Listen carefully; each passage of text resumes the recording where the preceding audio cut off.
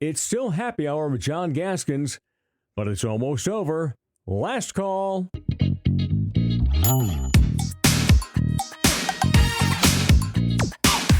Hey, guess what, Thomas?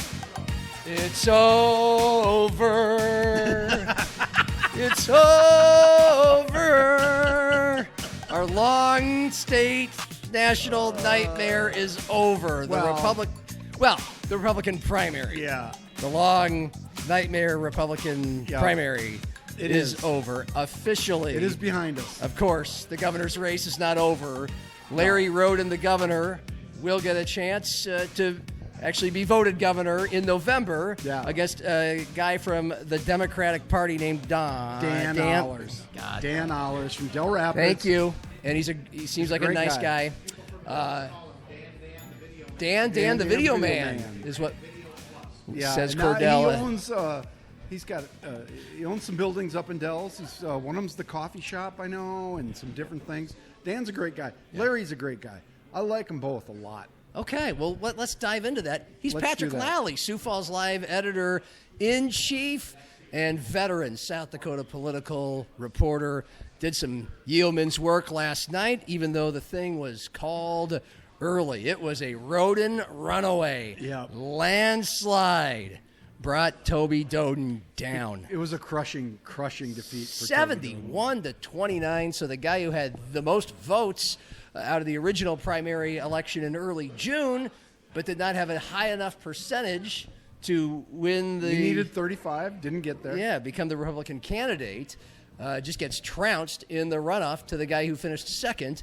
And, of course, we're here to ask why. That's why we're doing this. And Patrick Lalley has had so much great coverage. It feels like all summer long for deciding the mayor and half the city council. Yeah, the mayor was more fun. And the governor race. I know. You've always said that.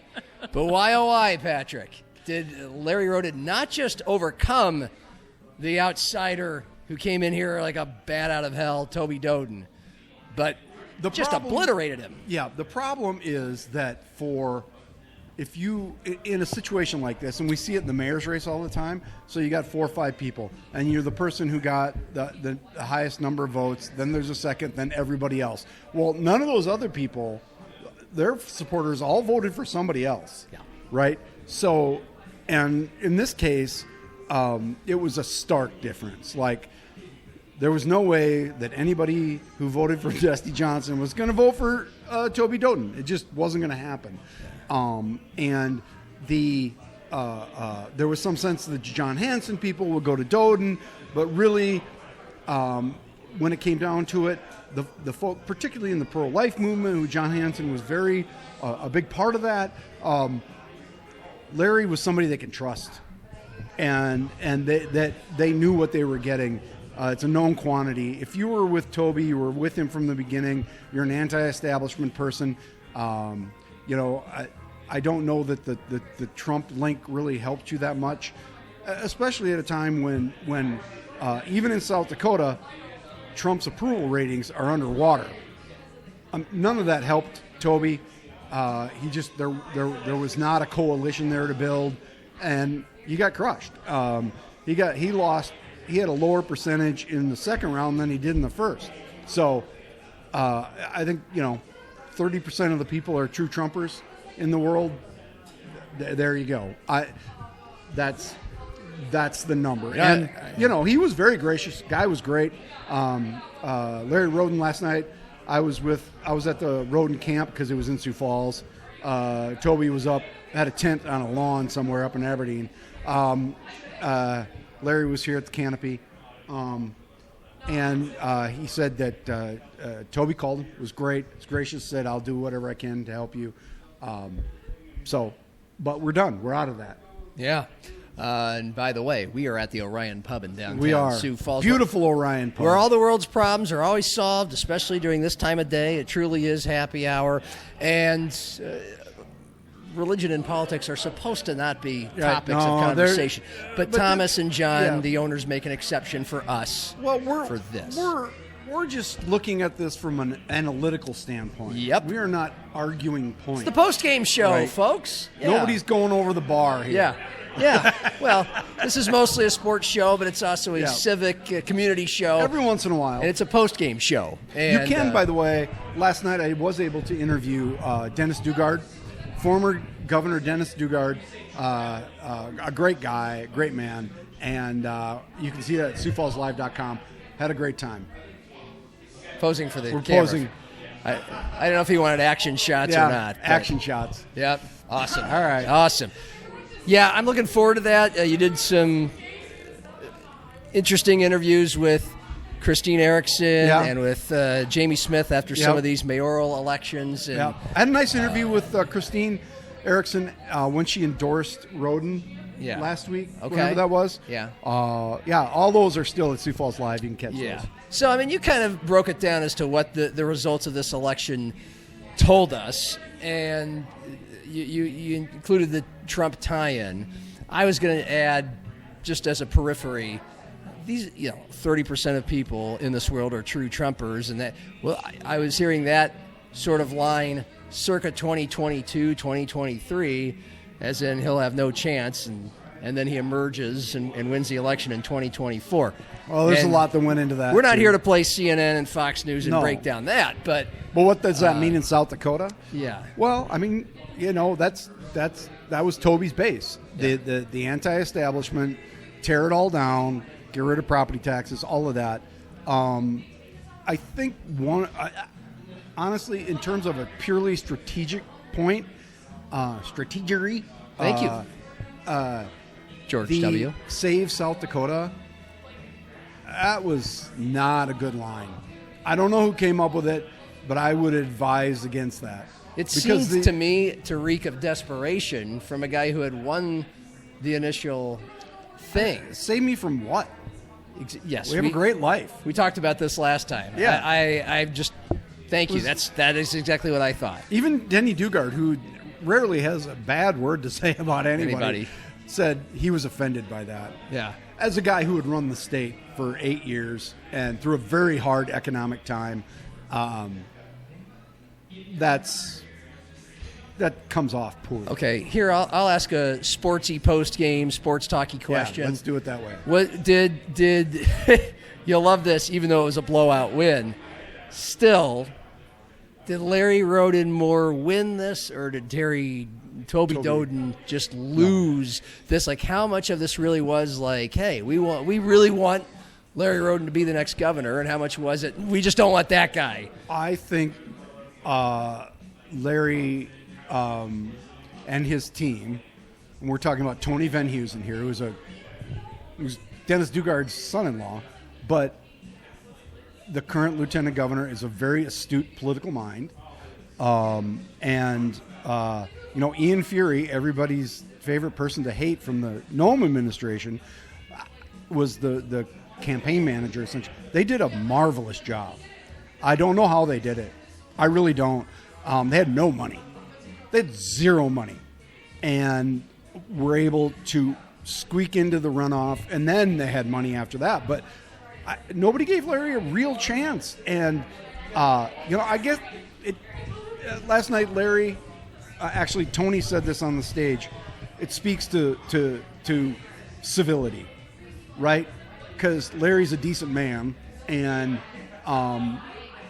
that's sort of what Tony was going after was, civility won tonight.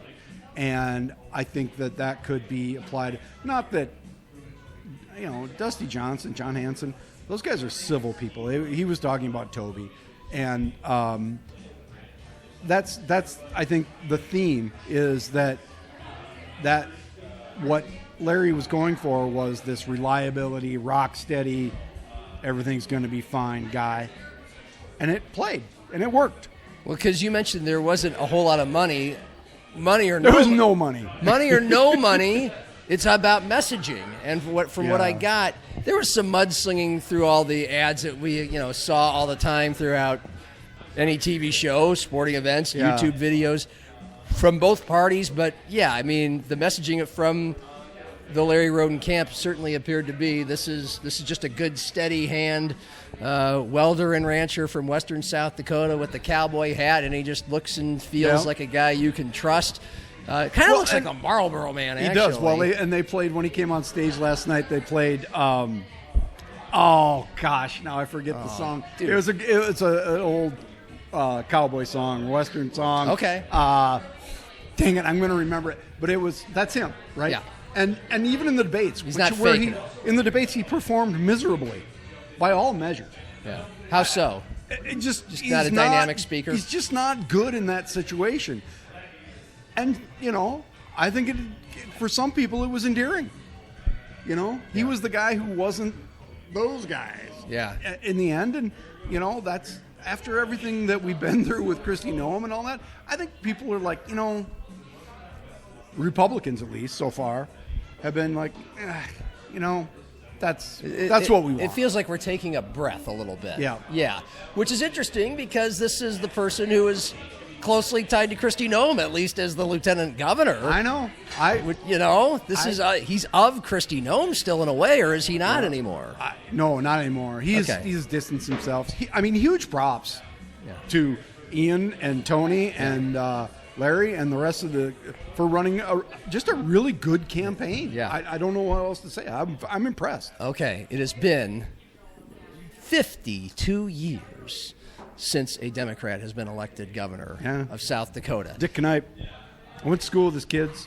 So that's how old he is. How on earth can a Hail Mary be completed in November? Is there any chance? And if so, there's always how a chance does that because, happen? I think we're out of time on that one. Yeah. There's a strategy. If I'm a Democrat, if I was the Democratic Party, you got to tear it all down. I would rename it. I mean, I would come up with. You have to start over. If there's going to be a true opposition party in this state, they have to start over. Okay. That's it. There just aren't enough Democrats. And there's not enough votes to pluck from Republicans for a Democrat in an election to win one. Not in this environment. Not if you're hooked to the national agenda. I mean, there's no way. Okay. It's impossible. Well, okay. Well, that's a nice, quick, bold statement that leaves a little bit of, that leaves us wanting more. Okay. Whatever you say. Well, I think we could take a break. It's been fun, though, the last couple of months. It has. Just doing this at Orion. I don't know about covering the stuff. I think you enjoyed the mayor stuff, not as much the governor stuff, but we all get to take a break and take a breath until we get to see the good old-fashioned mudslinging come right through our TV sets during some football games here in October. And Democrats don't have any money, so okay. I wouldn't expect it. Oh, okay. All right. Will we even need to do a post-game show after the governor election? Well, we'll see. Okay. Dan's a good guy. He's a good campaigner. Yeah. People like him, and we'll see. All right. Patrick, appreciate it. No problem, man. Cheers. Miller Lite, Coors Light, Orion Pub. For video producer Cordell Wright and for Tom Frederick earlier today from Gibbs Sports Bar, I'm John. Matt Zimmer tomorrow. Happy hour and cheers.